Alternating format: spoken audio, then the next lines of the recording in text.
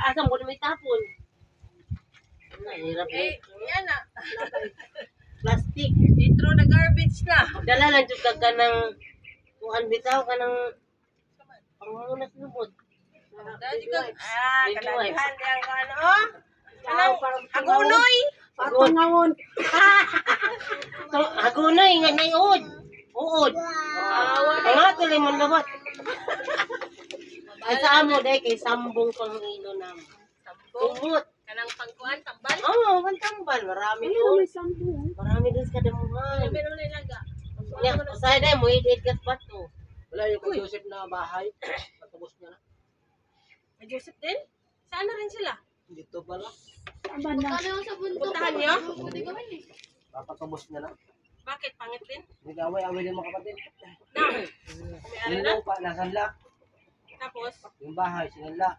patay. Ngayon, sinanla ng lupa, nag-ahabol. Yung sinanlaan. Kaya pila patubos. Ay, init-init. Init pa. Namaya na.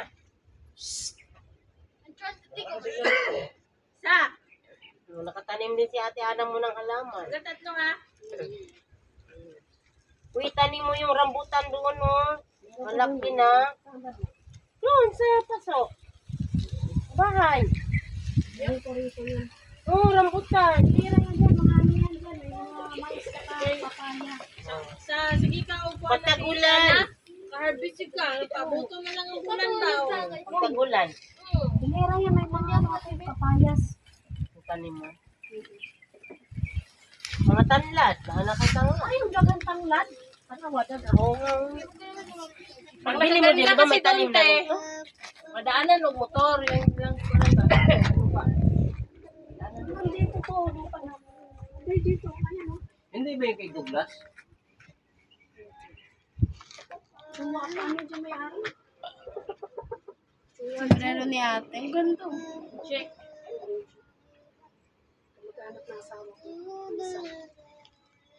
Di ba andito yung kay Douglas din, di ba? Siguro, dun.